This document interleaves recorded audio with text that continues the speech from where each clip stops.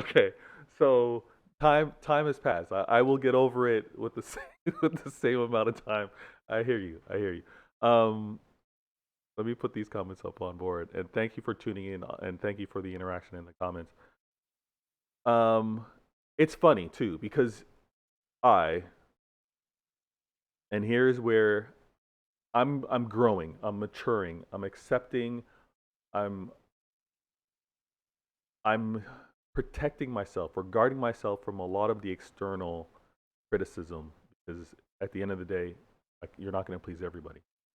But the same, I understand Manchester City in terms of the size of club that we are. I understand the recency in terms of continued success. I understand the reluctancy to be boastful and braggadocious and yelling at the top of my voice on how good we are. I understand all of that.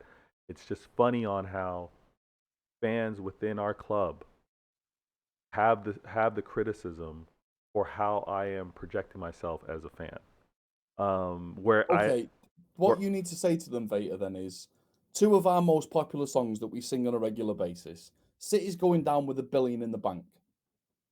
We're taking the piss out of the fact that we're rich as anything, but we can still throw it all in the bin. Secondly, we never win at home, we never win away. We lost last week and we lost today, but we don't give a fuck because we're all pissed up. MCFC, okay. We're beating teams 5-1 and still singing that. okay, I apologise for the language, but that's that all is the good. song. That's all good. Um, we got to laugh at ourselves. It's what Yes. we are. It's what we've always been. So if someone's telling you, Vader, why you're not ecstatic that City have just beat Wolves 5-1 or 4, yeah, 5-1. What was the bloody score? Yeah, it It was was five only one. yesterday. Yeah, yeah. 5-1.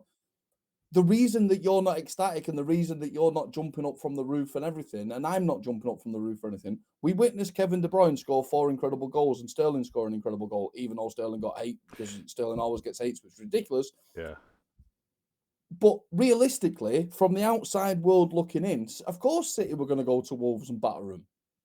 But before the game, we were all thinking, God, we're going to get beat 3-0. God, we're going to get beat 3-0. We're going to get beat 3-0.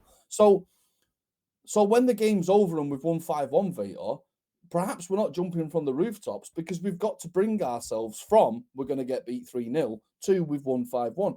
And we've got to find a measured middle ground because if we go too crazy and we say, yes, we've beaten 5-1, league's ours and everything, and then we get smacked by West Ham, we look stupid.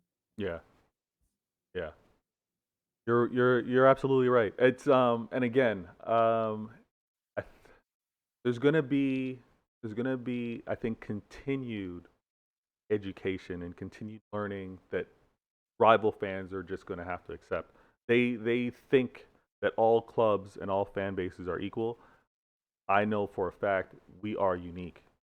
We are unique as we are. So for them to put all their projections, they're just gonna have to learn. Do you know what? Do you know what the number one concern of any Manchester City fan that's been a City fan for 20, 30, 40, 50 years? The number one concern is that we're going to wake up tomorrow and our pants are going to be pulled down and we're stood in the middle of Old Trafford.